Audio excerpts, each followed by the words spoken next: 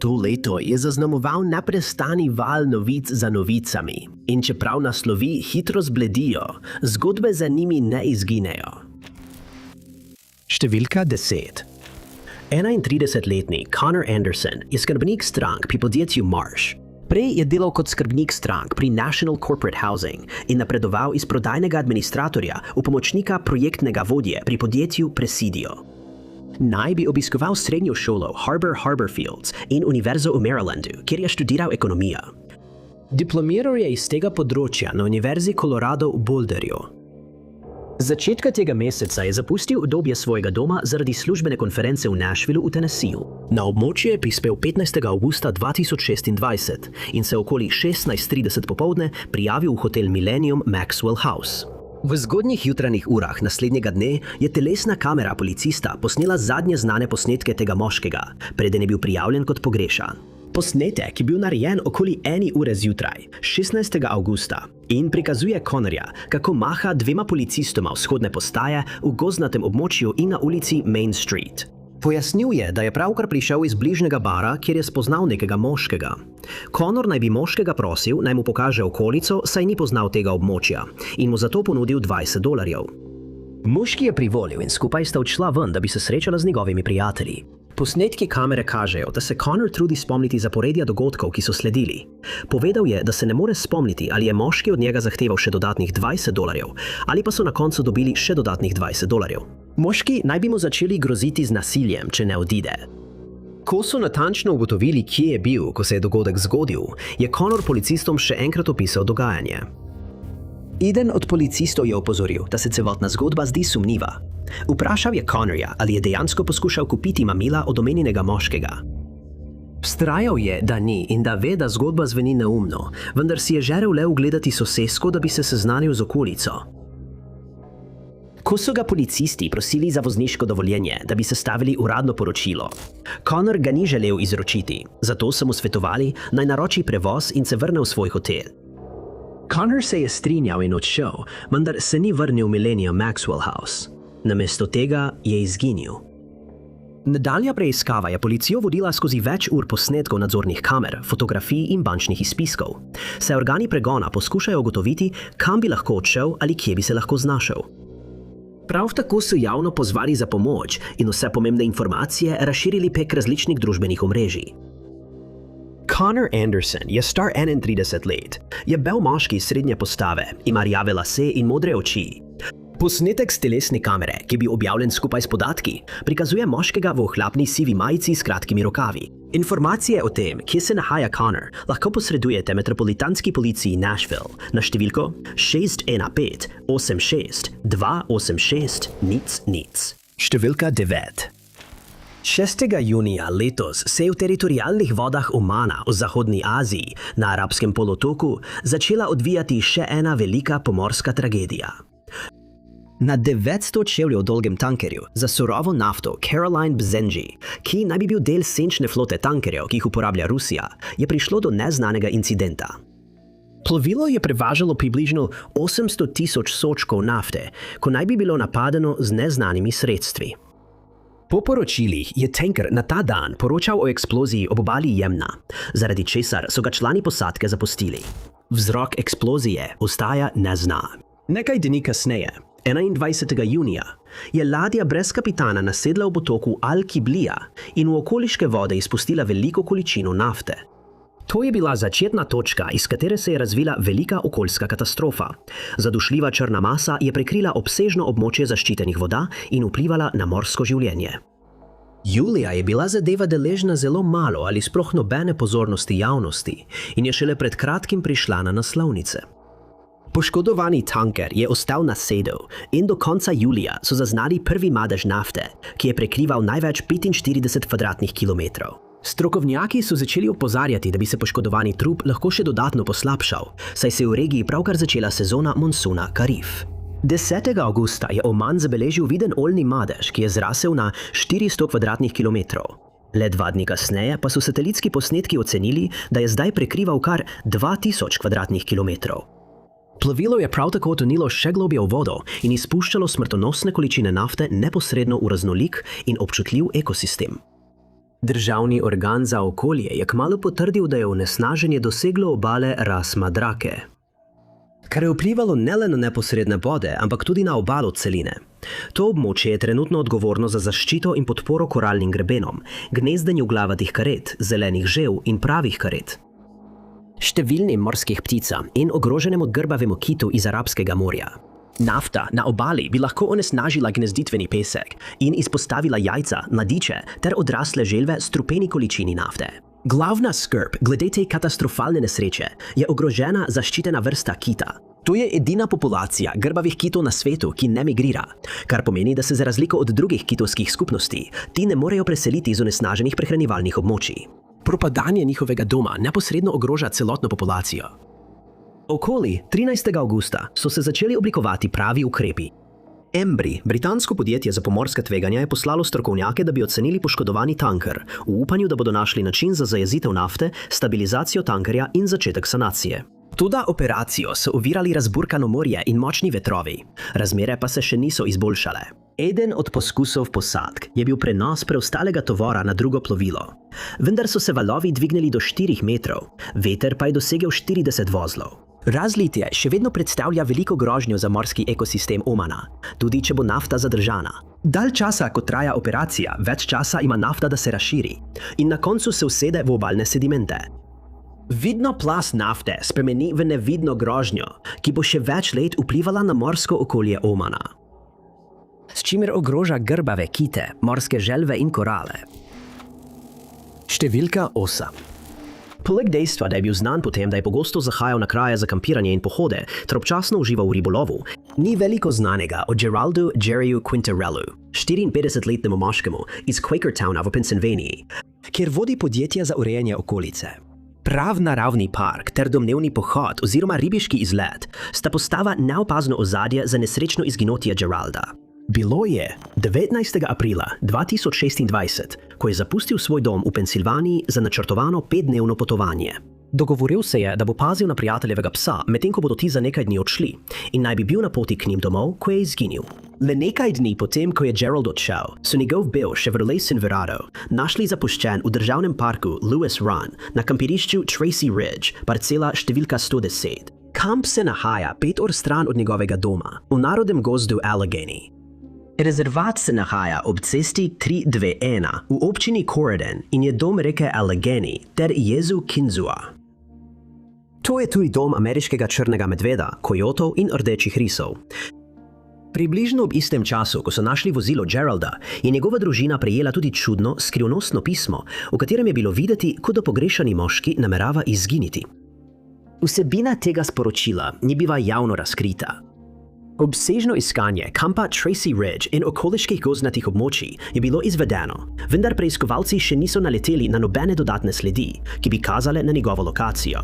Ta nenavaden primer je preplavil številne forume o pogrešanih osebah in strani na družbenih omrežjih, vendar se ni pojavila nobena pomembna sled. Bližnji so nakazali, da je verjetno, da se Gerald zdaj premika peš in bi lahko tudi pohajkoval ali taboril na tem območju, čeprav obstaja možnost, da ga je pobrala neznana oseba. Organi pregona pozivajo javnost naj preveri svoje kamere na poteh, taborišča, odmaknjena gozdnata območja, parkirišča in vse nedavne posnetke iz avtomobilskih kamer. Pogrešani moški je opisan kot bel moški s sivimi lasmi in modrimi očmi. Visok je 6 čevljev in 1 palec, ter tehta približno 250 funtov.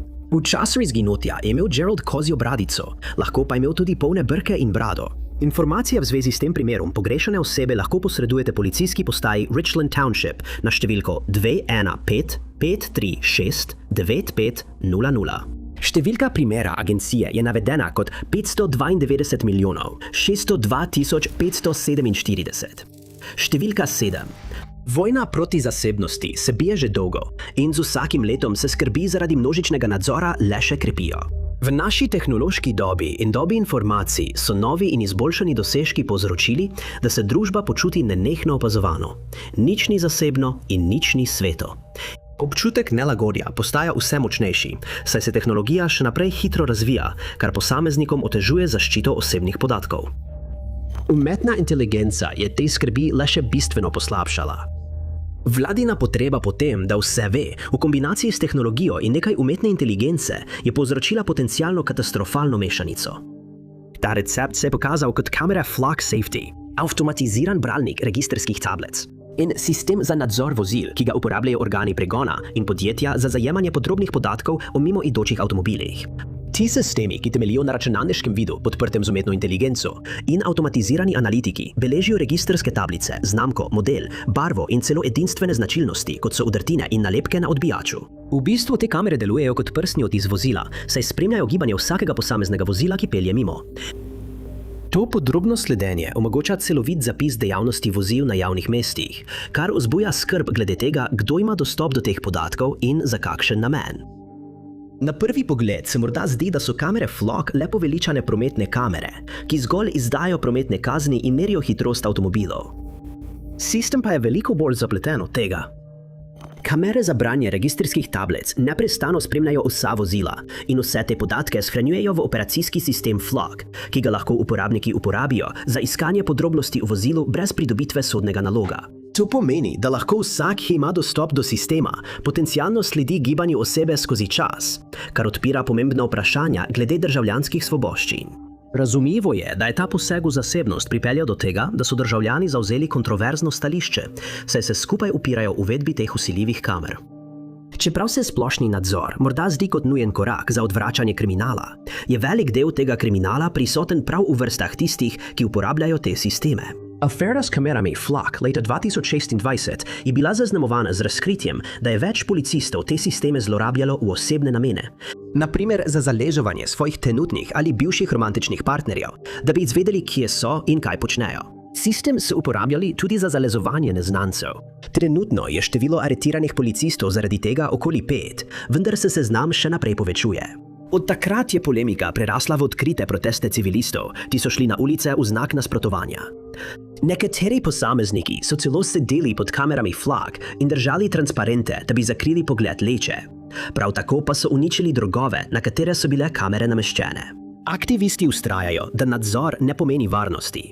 Pred kratkim je Bernie Sanders tvitnil in dejal, citiram: Podjetje za nadzor z umetno inteligenco Flock je po vsej Ameriki namestilo skoraj 100,000 kamer, da bi spremljalo vsako vaše gibanje. Podjetje ve, kdaj greste k zdravniku, kdaj odpeljete otroka v šolo in kdaj poskušate pobegniti iz nasilne situacije. Ve vse. Podjetje se je letos soočilo z obsežnim nasprotovanjem, ki se je pokazalo v obliki tožb zaradi zasebnosti, saj njihova orodja z umetno inteligenco še naprej izkoriščajo protiustavno množično nadzorovanje. Flock je od takrat naredil nekaj sprememb v sistemu. Naprimer, podatki so zdaj na voljo le 7 dni namesto prvotnih 30. Vendar skupnost vztraja, da to ni dovolj. Številka 6. Plumber Lori Ann Bond, kot jo opisuje njena družina, je v osnovi dobrosrčna oseba. Je skrbna, energična in vedno pripravljena pomagati tistim, ki potrebujejo pomoč. 60-letnica za svojega moža skrbi polni delovni čas, za katerega pravijo, da je leta 2025 utrpel travmatsko poškodbo možganov. Poškodba mu je povzročila trajno okvaro čelnega režnja, zaradi česar ima težave s kognitivnimi sposobnostmi, sindromom sončnega zahoda in sekundarno demenco. Lori, kljub temu, da skrbi za svojega moža, trpi zaradi lastnih zdravstvenih težav. Njeni bližnji so razkrili, da ima zgodovino duševnih bolezni. In čeprav je zelo spoštovana, postane povsem druga oseba, kadar ni na ustreznem zdravljenju ali če ne jemlje svojih zdravil. Morda je bil prav ta dejavnik prisoten pri njenem nenavadnem izginotju, ki se je zgodilo 40. aprila letos. Lori in njen mož sta bila na poti v Mojaden, kjer sta nameravala obiskati nekaj sorodnikov za veliko noč. V okolici Stonevilla v Severni Karolini se je par izgubil. Na koncu sta se ustavila ob cesti na slepi ulici, blizu ceste Pextel Plant Road. Lori naj bi govorila nerazumljivo, preden je možu rekla, da potrebuje minuto, na kar je odgovoril v redu. Položila je roko na njegova ramena in mu povedala, da ga ima rada, preden je izstopila iz avta in sedla na hlod.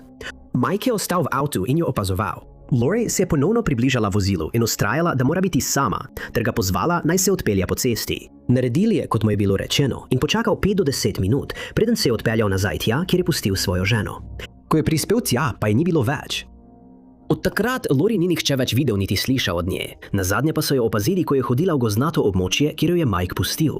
Kmalu zatem se je začela obsežna iskalna akcija in preiskava izginotja, saj so organi pregona obupano poskušali najti pogrešano žensko. Ker tisti dan ni imela s seboj svojega mobilnega telefona, niso mogli uporabiti sledenja signalu. Preiskovalci so spremljali njene bančne izpiske in stopili v stik z drugimi sorodniki, ki živijo v New Yorku in Charlotteu. Obsežna iskanja so bila izvedena na območju, kjer so Lori nazadnje videli. Policija pa je uporabila drone in pasje enote, vendar brez uspeha. Nažalost se niso pojavile nobene sledi o tem, kje bi lahko bila. Pogrešano žensko so nazadnje videli v črnih hlačah, sivi jopici s kapuco in čevljih. Opisana je kot belka s svetlimi lasmi in zelenimi očmi.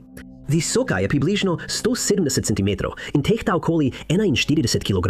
Informacije v zvezi z izginotjem Lori Ann Bondom's Plummer lahko posredujete šerifovemu uradu okrožja Rockingham na številko 336-634-3232. Preiskava je trenutno aktivna in poteka.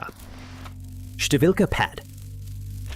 15. avgusta 2026. Italijansko mesto Messina na Siciliji je postalo prizorišče ene najpomembnejših umetniških tatvin v novejši zgodovini.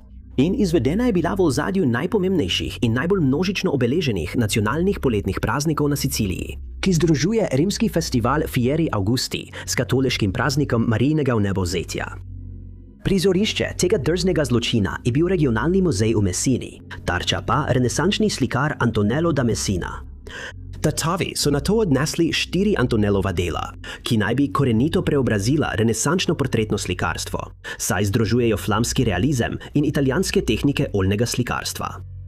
Kulturni svetovalec Messine Enzo Caruso je komentiral, da je Messina brez teh umetnin oropana bistva slikarja, ki velja za največjega umetnika evropske renesanse.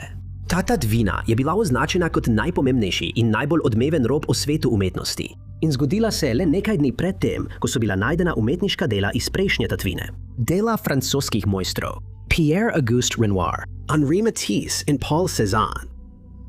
Tistega večera, okoli 22. ure, 3 zamaskirani posamezniki so se približali regionalnemu muzeju v Messini in poškodovali obodno ograjo v bližini stranskega vhoda, ki je bila videti prerezana ali upognjena. Neto so nasilno odprli zunanja vrata in vsi 3 tatovi so šli naravnost v prostore, kjer so bila razstavljena dela Antonella.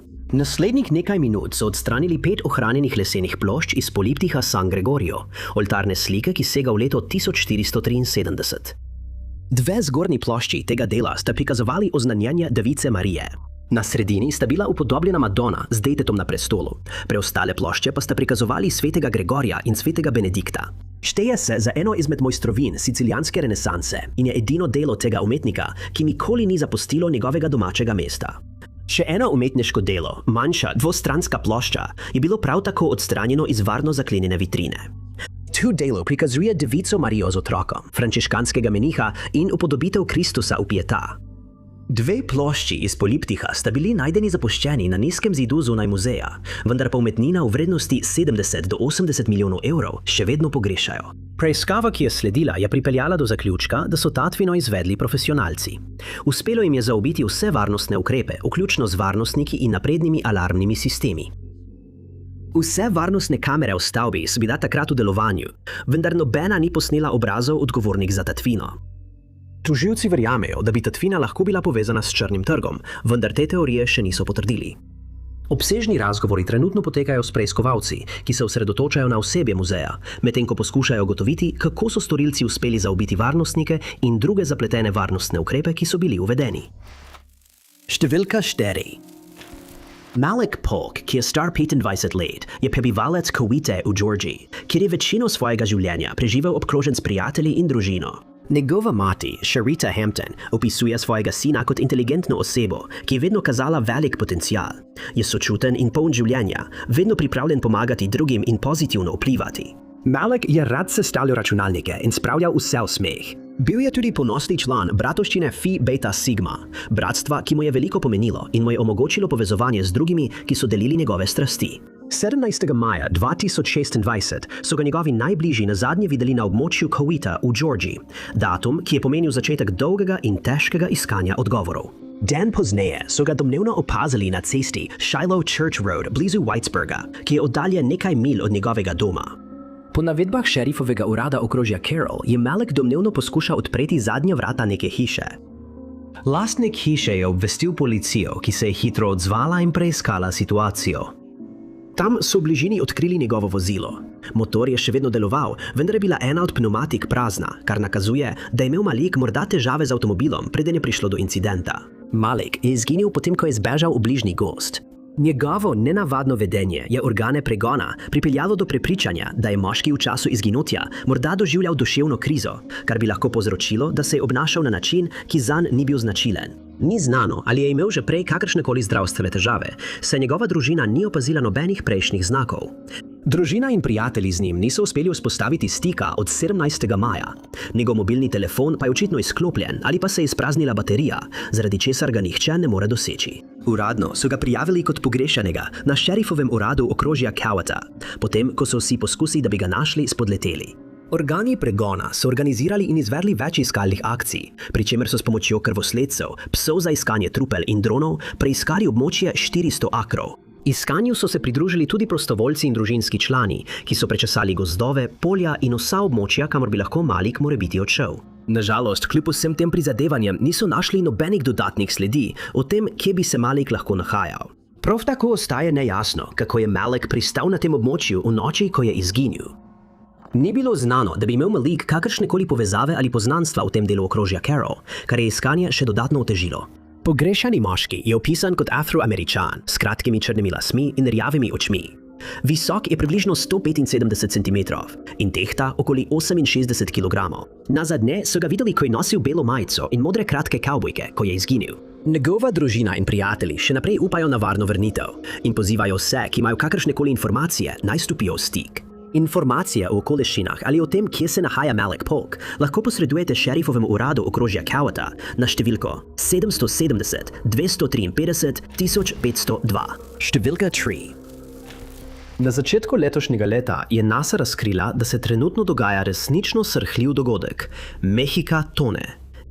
Ciudad de Mexico je eno največjih mest na svetu in tone tako hitro, da je to vidno celo iz vesolja.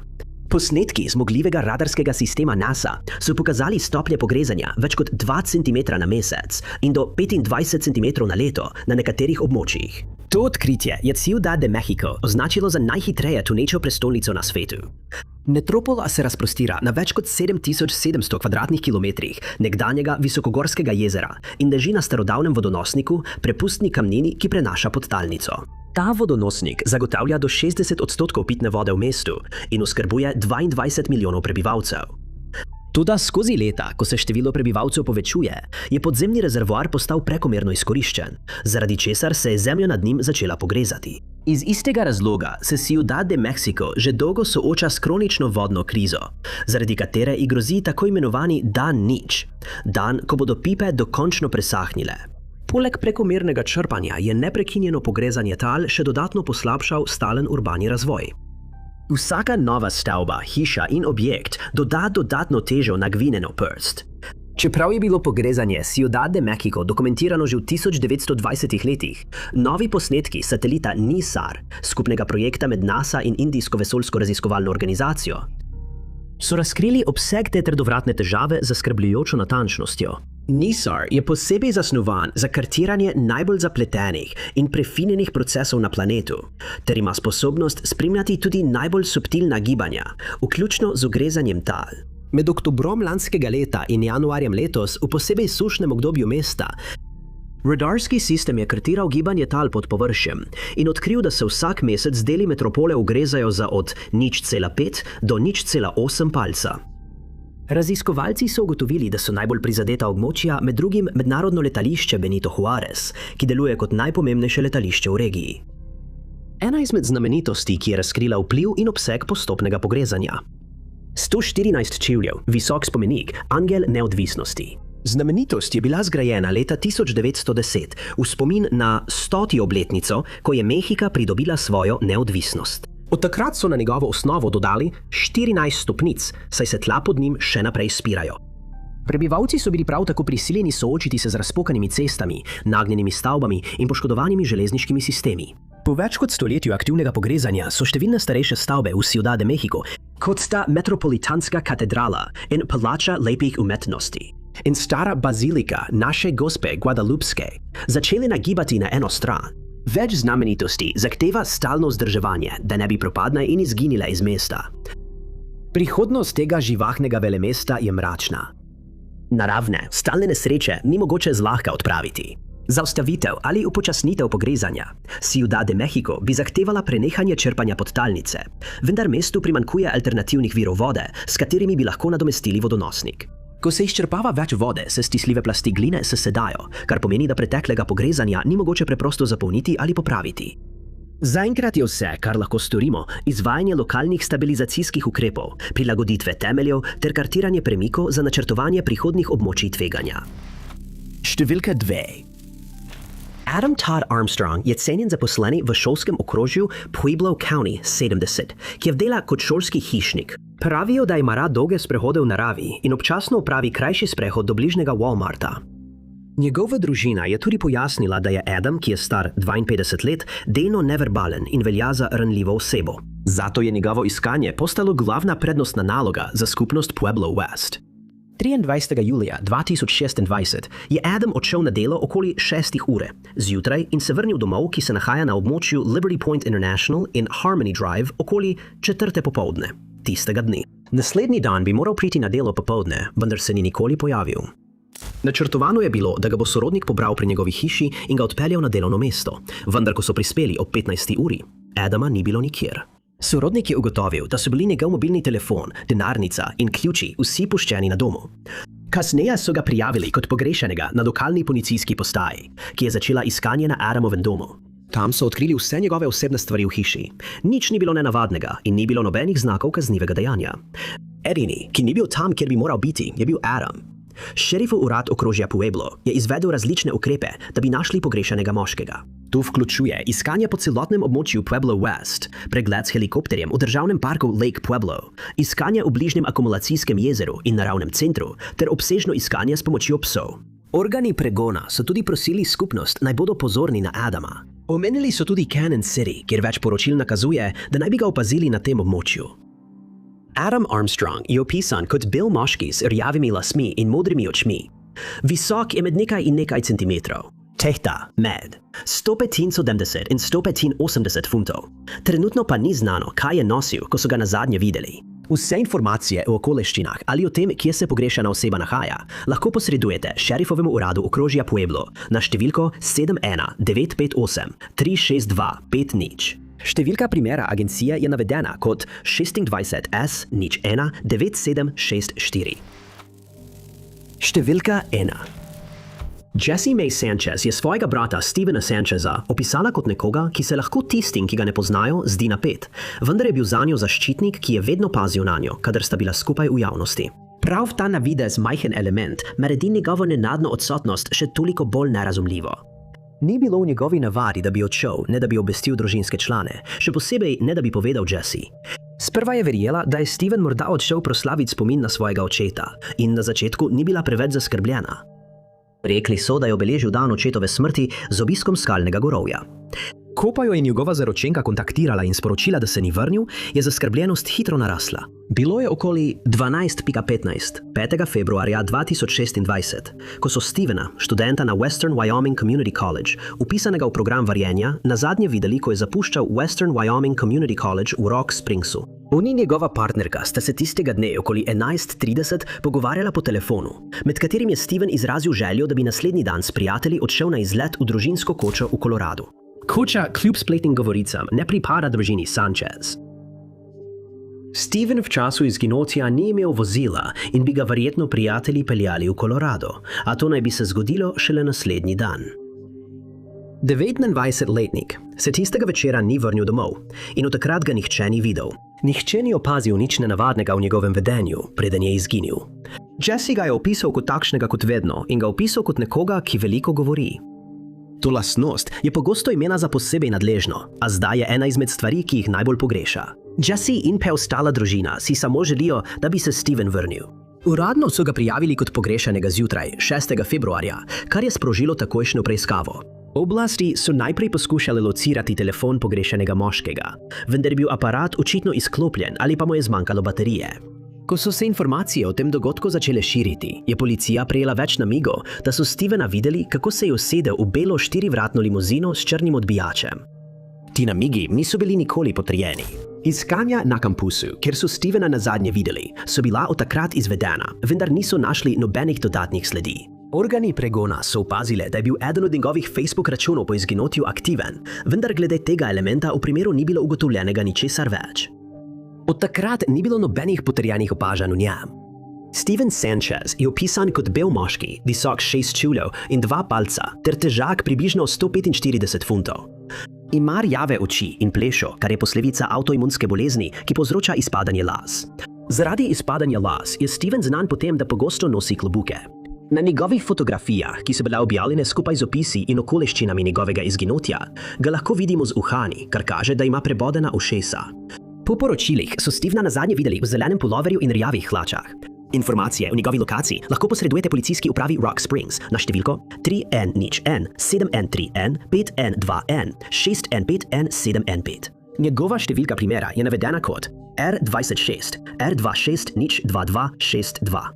Najlepša hvala, da ste gledali. Če vam je bil ta video všeč, pritisnite gumb za všeček. Ne pozabite se naročiti in klikniti zvonček za obvestila, da boste na tekočem z vsemi našimi prihodnimi objavami. Moje ime je Ty Knots in se vidimo v naslednjem videu.